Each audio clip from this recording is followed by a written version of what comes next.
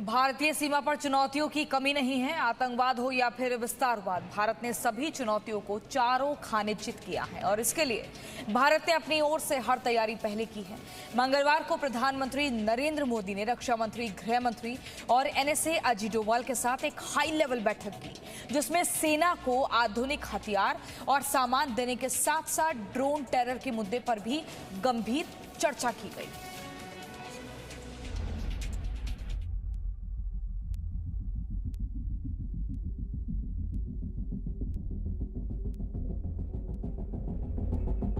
भारत, जो तीन तरफ से समंदर और एक तरफ से हिमालय की पहाड़ियों से घिरा है, उसे दुनिया भले ही सुरक्षित समझ ले, लेकिन इन सभी चीजों से घिरे होने के बावजूद भारत चुनौतियों से भी घिरा हुआ है। चुनौती आतंकवाद की, चुनौती पाकिस्तान और चुनौती विस्तारवादी चीन की। इन चुनौतियों से दो हाथ करने के लिए जरूरी है कि भारत हर मोर्चे की घेराबंदी कुछ इस तरह से करे कि दुश्मन के दाव लगाने से पहले भारत अपना दांव खेल जाए। इसलिए भारत अपनी रणनीति को समय समय पर मजबूत करता रहता है। मंगलवार को प्रधानमंत्री नरेंद्र मोदी की अध्यक्षता में एक हाई लेवल की बैठक की गई, जिसमें रक्षा मंत्री राजनाथ सिंह, गृह मंत्री अमित शाह और एनएसए अजीत डोभाल भी शामिल हुए। सूत्रों के हवाले से खबर है कि इस बैठक में सैन्य सामान की आधुनिक तकनीक, ड्रोन टेरर के नए खतरे का सामना करने जैसे मुद्दे पर चर्चा की गई। ये हाई लेवल मीटिंग 2 घंटे तक चली और दोनों ही मुद्दे पर सभी ने गंभीरता से विचार किया। देखा जाए तो हाल ही में जो घटनाएं भारत में घटी हैं, उसके बाद तो ये लग ही रहा था कि इन पर एक्शन लेने की तैयारी जल्द ही की जाएगी।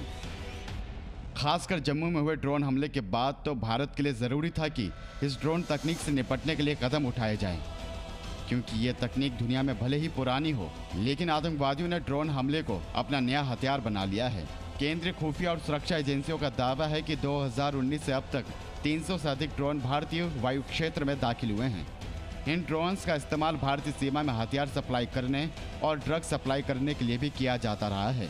एजेंसियों का दावा है कि 2019 में 167 बार, 2020 में 77 बार और 2021 में 66 बार ड्रोन या इससे मिलती जुलती चीजें आसमान में उड़ती हुई देखी गई हैं।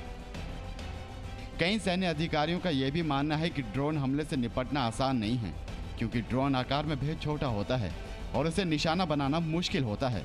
प्रधानमंत्री की हाई लेवल बैठक में सेना को ऐसी ही कुछ नई तकनीक के हथियार दिए जाने के मुद्दे पर भी चर्चा हुई, क्योंकि नई तकनीक का इस्तेमाल कर रहे आतंकवाद को उसी की भाषा में जवाब दिया जाना चाहिए। खासकर ड्रोन को ट्रैक करने और फिर उसे मार गिराने का हथियार अब भारत के लिए भी जरूरी हो गए हैं। लेकिन सेना को नई तकनीक मिलने का एक और फायदा होगा। नई तकनीक के हथियार और साजो सामान से दूसरे दुश्मन चीन से निपटने में भी आसानी होगी। भारत और चीन के बीच साल भर से जारी एलएसी विवाद में भारतीय सेना ने जो साहस दिखाया वो काबिले तारीफ था, लेकिन अब समय है कि सैनिकों की सुरक्षा के लिए लाई जाने वाली नई तकनीक सेना को और मजबूत कर दें। इस बैठक में रक्षा मंत्री राजनाथ सिंह ने एलएसी पर सेना की तैयारियों के बारे में भी प्रधानमंत्री को अवगत कराया। हाल ही में रक्षा मंत्री ने एलएसी के फॉरवर्ड पोस्ट पर जाकर जवानों से मुलाकात की थी और कहा था कि भारत विस्तारवाद की नीति का समर्थन नहीं करता, लेकिन अपनी सीमा में घुसने वाले दुश्मनों को मुंह तोड़ जवाब भी देता है। भारत का जहां तक प्रश्न है, हम शांति के पुजारी हैं और मैंने यह भी कहा था कि हम शांति के पुजारी हैं, लेकिन इस शस्त्र भी धारण करते हैं तो शांति की स्थापना के लिए ही शस्त्र धारण करते हैं। भारत का इतिहास यदि उठाकर उसके पन्नों को पलटकर कोई देखे तो भारत ने दुनिया के किसी देश पर न तो कभी आक्रमण किया है और न दुनिया के किसी एक देश की 1 इंच जमीन पर कभी भारत ने कब्जा किया है।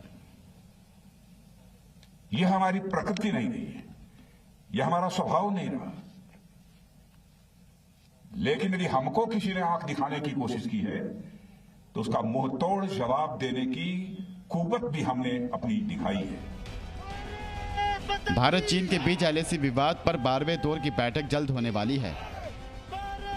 इसलिए जरूरी है कि वार्ता के साथ साथ भारतीय सेना दूसरी चुनौतियों के लिए भी तैयार रहे। एक तरफ पाकिस्तान और उसकी पीठ पर बैठा आतंकवाद है, तो दूसरी तरफ विस्तारवाद की चाल चलने वाला चीन है। मगर भारत को इन चुनौतियों का सामना पूरी ताकत के साथ करना है।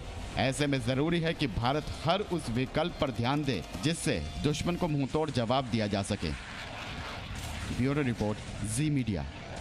Presenting B News app, available on Google Play and App Store. Download it now.